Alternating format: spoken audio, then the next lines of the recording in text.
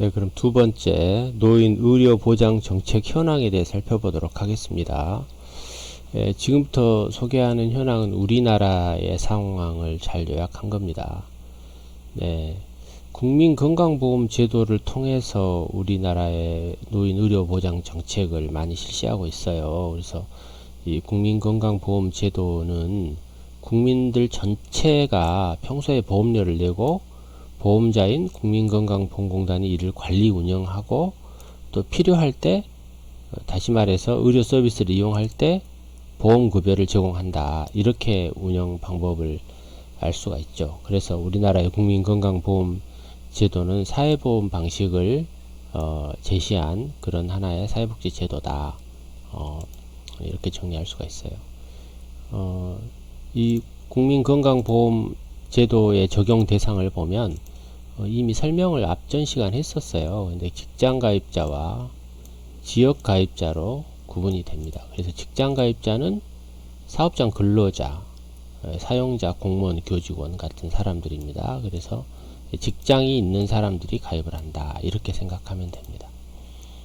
그리고 지역가입자는 직장가입자가 아닌 사람들은 다 가입을 시킨다. 우리가 가입을 시킨다는 건 뭐예요? 우리가 이 건강보험 자체가 사회보험이면서 사회보험은 강제적인 보험이다. 그렇기 때문에 가입을 시킨다라는 표현이 맞습니다. 네. 보험급여를 보면은 급여라는 말이 무슨 말입니까? 여러분, 급여? 아까도 설명했지만 이 급여라는 말은 뭔가 서비스를 제공한다, 베풀어준다, 무엇을 지급한다 이런 거잖아요. 그래서 건강보험에서 급여 항목과 비급여 항목이란 말을 많이 들어요. 그래서 급여 항목이라고 하는 것은 우리가 현물급여도 있고 현금급여도 있어요. 이를테면 여기에는 소개가 안 되어 있지만 우리가 병원에 가서 밥을 먹잖아요. 병원 입원해서 밥을 먹잖아요. 병원 밥이죠. 그 밥은 건강보험의 급여에 해당이 됩니다.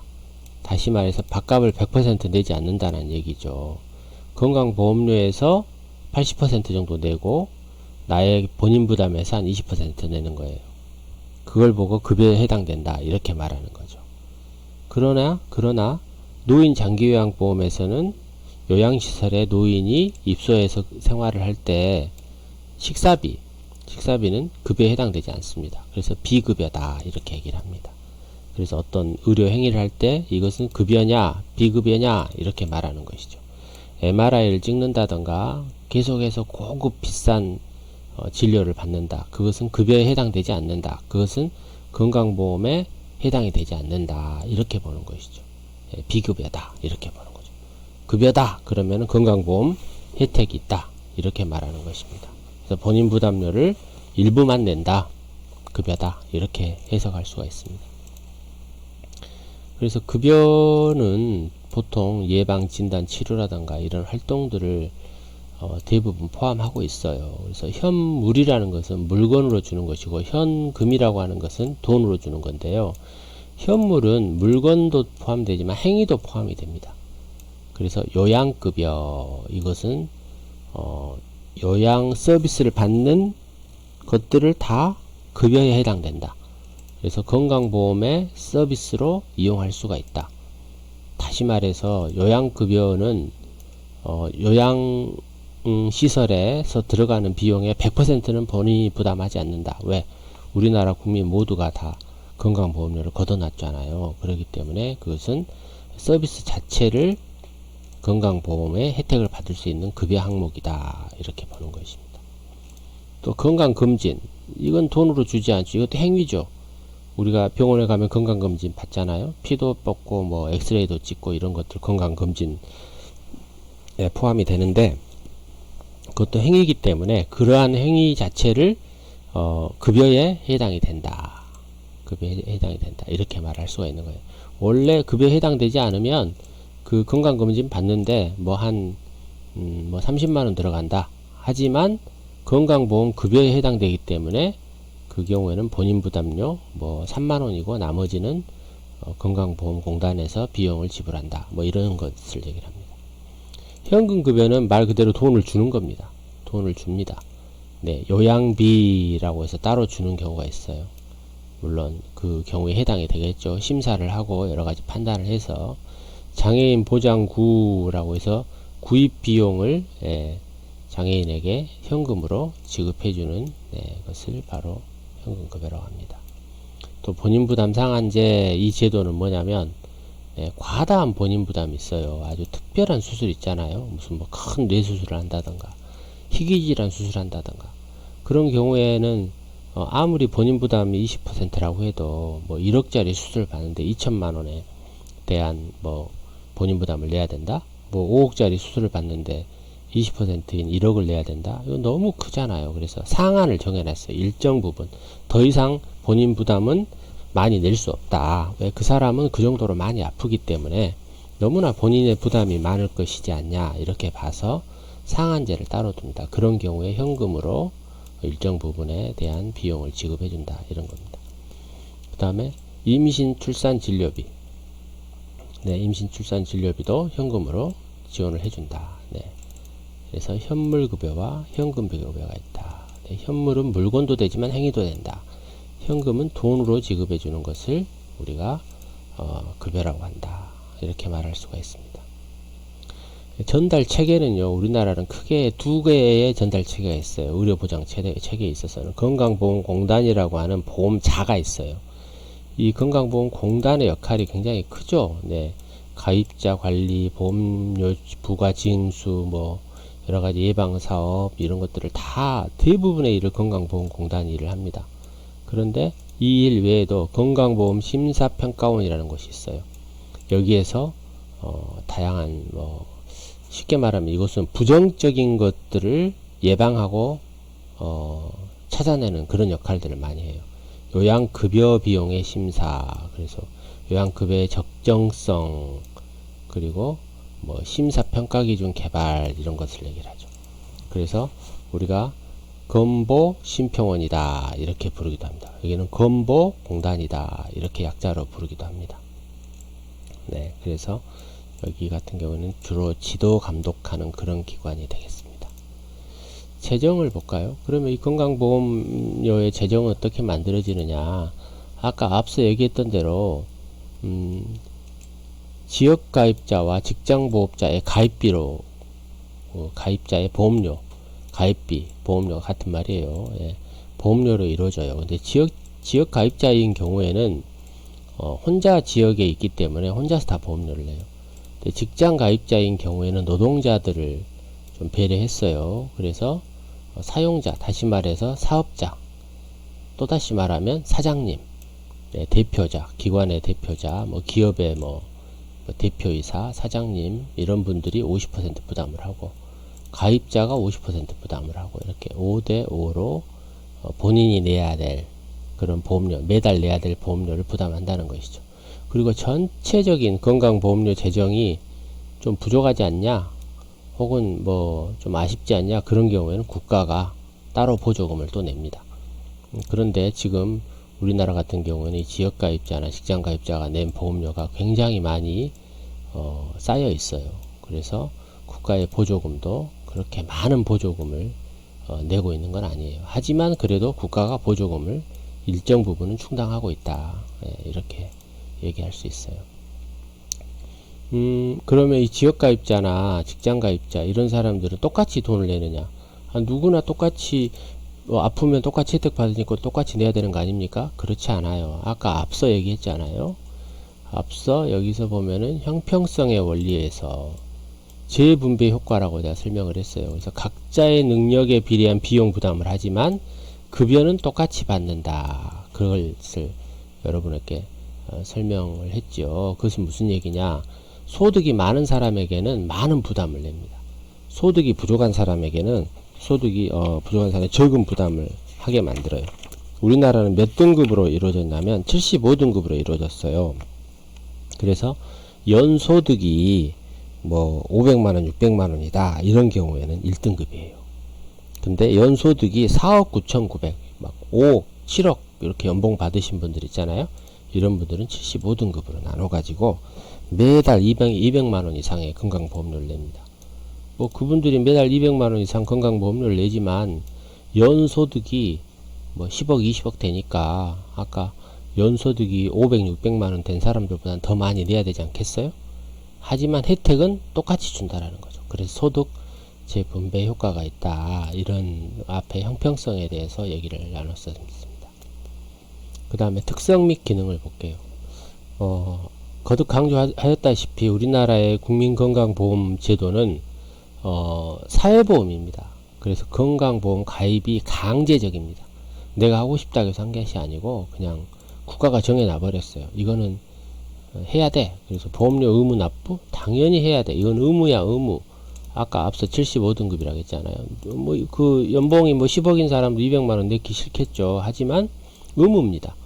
우리나라에 사는 이상 의무이기 때문에 당연히 이것은 뭐 강제적인 성격이 있다, 이렇게 말할 수가 있고, 그렇기 때문에 소득 수준이라든가 보험료 부담 능력에 따라서 보험료를 부과하기 때문에 사회적 연대라든가 사회 통합이라든가 소득 재분배라든가 이런 성격을 가지고 있다.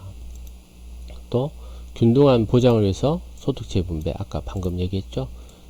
보험료 부담 수준과 관계없이, 그러니까 보험료를 어떤 사람은 많이 내고 적게 내지만 그에 관계없이 균등하게 보험 급여가 이루어진다. 똑같이 서비스가 이루어진다.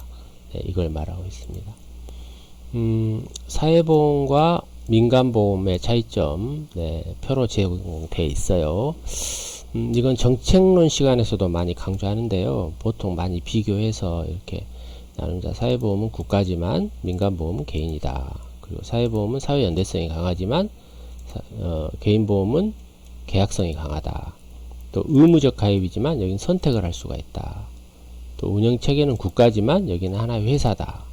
또 소득 수준에 따라서 능력이 비례적으로 부담이 되지만 여기에는 위험 크기에 따라서 부담하는 것이다. 그래서 돈이 많은 사람은 더 많이 내고 적게 내는 사람은 적게 내는 게 아니고 이것은 본인이 알아서 위험 크기에 따라서 하는 것이죠. 균등급여, 똑같은 급여를 하지만 개인보험은 계약에 따라 급여를 하니까 똑같이 급여를 할 수가 없다. 현금 또는 현물로도 지급을 하지만 여기는 100% 현금으로만 지급을 한다. 이런 차이점을 볼 수가 있어요. 의료급여를 볼까요? 이게 진짜 이제 노인 의료하고 관련된 내용이 많은데요. 의료급여는 공공부조에 해당이 됩니다. 앞서 설명했었죠. 의료급여 제도와 국민건강보험 제도를 나눌 수가 있다. 그래서 의료급여 제도는 공공부조의 성격이 강하다. 그래서 저소득층이라든가 국민기초생활보장 대상자에게 의료급여를 제공하는 거죠. 좀 이걸 편하게 말하면은 무료로 제공을 합니다. 무료로. 그래서 이 제공자들을 크게 두 개의 등급으로 나눴어요. 1종 수급과 2종 수급, 이렇게 두 개로 나눴는데요. 1종 수급은 쉽게 말하면 국민기초생활수급자를 얘기를 합니다.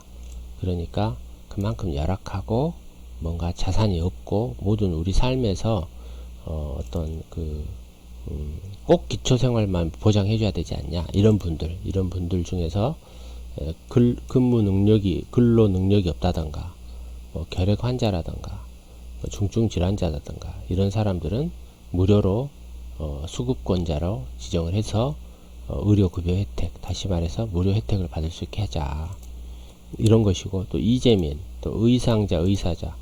여러분 의상자, 의사자가 누군지 아세요? 의로운 일을 해서 다쳤다, 의상자. 의로운 일을 해서 죽었다, 그럼 의사자. 안중근 의사, 윤봉길 의사, 여러분 기억나시죠? 그들의 유족들도 일종 수급권자에 들어갑니다. 당연히 해드려야 돼요. 그런 분들이 안 계시면 우리나라가 있겠어요? 또 입양아동, 국가유공자, 뭐 당연하죠. 유공자인데 당연히 해줘야죠. 나라를 위해서 전쟁 날 때 나가서 이를테면 다쳤다, 죽었다, 이런 사람들 해줘야죠. 이런 분들 굉장히 더 해줘야 됩니다.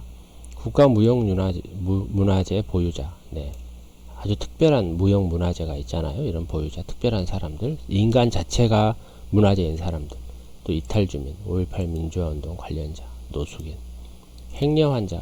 행려환자도 노숙인과 같은 말이에요. 돌아다니면서 아픈 사람, 그런 뜻이죠.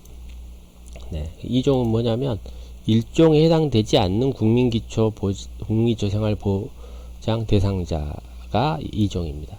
대부분 일종에 해당되고요. 노인들은요, 예, 근로 능력이 없기 때문에, 네, 없기 때문에 그렇습니다. 이 경우에는 있어요. 이런 경우도 근로 능력이 있음에도 불구하고, 네, 그 자산 조사를 통해서 기초를 하기 때문에 국민기초생활보장 대상자가 되는 경우, 그런 경우 2종에 해당됩니다. 뭐 2종과 1종의 차이점은 뭐냐? 뭐 큰 차이는 없어요. 예, 거의 같은데요. 1종은 좀 더 이제 많은 의료 혜택을 받을 수가 있어요. 네, 예, 그런 겁니다. 그 다음에 급여 및 재원을 볼까요? 예, 진찰 뭐 이런 각종 의료 행위를 다 서비스 받을 수 있어요. 그래서 그 무료라고 했기 때문에 병원에서 기초생활수급자인 이를테면 일종 수급권자 환자가 왔어요. 그럼 병원 입장에서는 공짜로 치료해 주나요? 그렇지 않아요. 병원 입장에서는 누가 돈을 받아요? 누구에게 받아요? 국고보조금을 받습니다. 그러니까 외상이 없는 것이죠.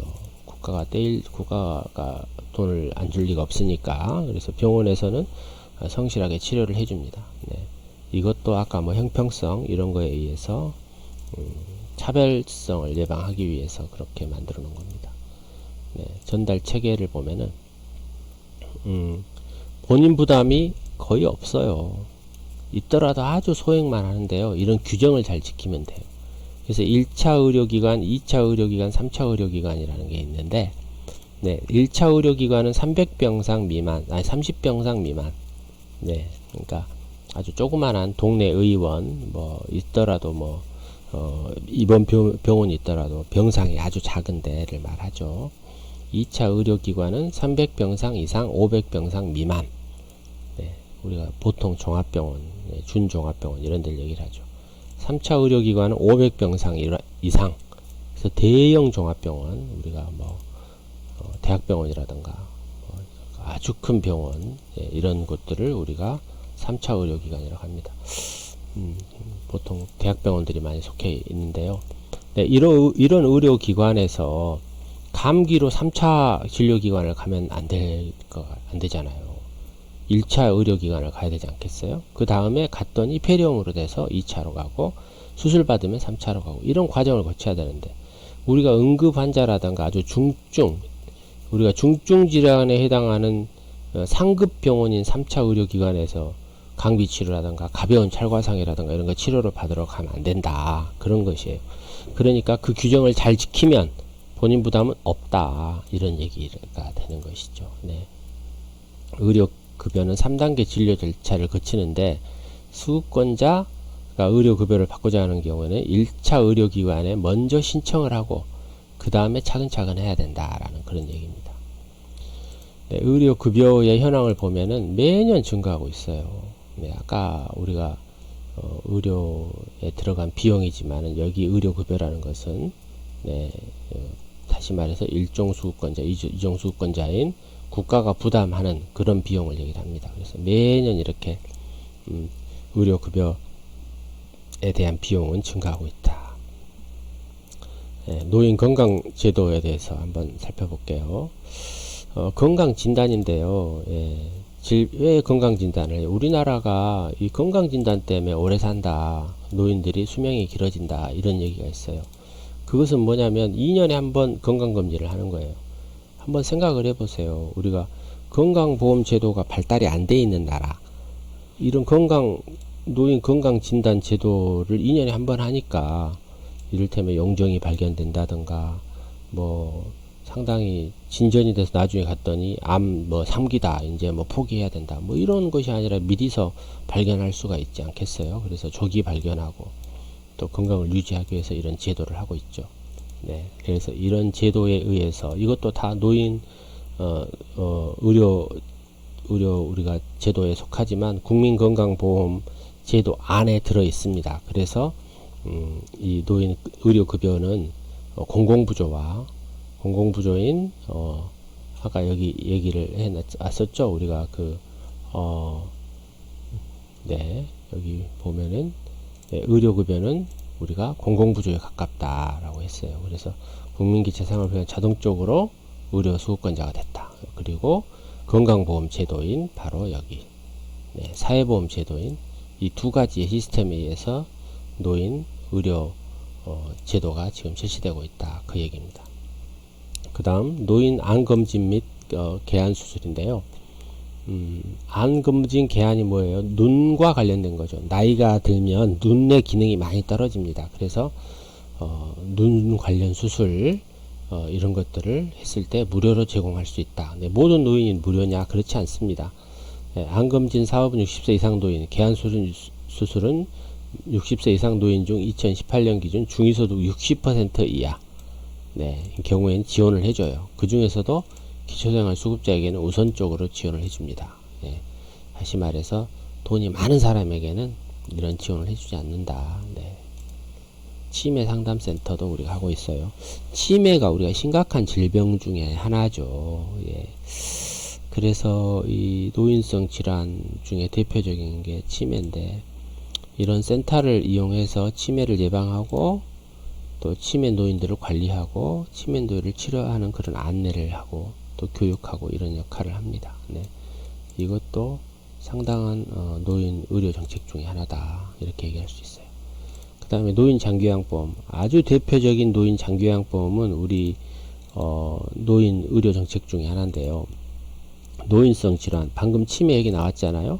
치매를 포함해서 중풍이라든가 뭐 다양한 노인성 질환에 해당돼서 혼자서 일상생활을 수행하기 어려운 노인들에게 이런 서비스를 제공해 줘야 된다는 거죠. 가사활동이라든가 이런 신체활동이라든가 이런 것들을 제공해 줘야 되는데, 이걸 따로 모아서 우리나라는 사회보험을 만들었어요. 그게 바로 노인 장기요양보험이라는 것이죠.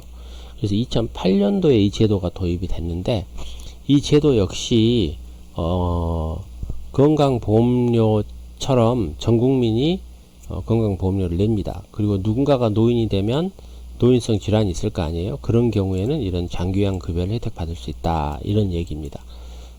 이것도 앞선 국민건강보험제도처럼 본인 부담률이 있어요. 그래서 시설 서비스는 20%, 재가 서비스는 15%가 있는데, 시설 서비스와 재가 서비스는 우리가 나중에 노인복지시설론에 대해 들어가서 더 자세히 배워요. 하지만 간단하게 얘기하면 시설복지는 요양원이라던가 24시간 365일 돌보는 그런 시설을 시설이라고 합니다. 그리고 재가 서비스는 집집마다 자기 집이 있어요. 그래서 집이 있는 상태에서 서비스를 한다. 그래서 재가라고 하는데, 재가 서비스는 방문 사업이 있고 집집마다 방문해주는 그런 사업, 그리고 주간 보호나 야간 보호하는 사업, 그리고 짧게 보호하는 단기 보호 사업, 이런 것들이 있어요. 그래서 시설 서비스는 20%의 본인 부담률이 있고 재가 서비스는 15%의 본인 부담률이 있어요.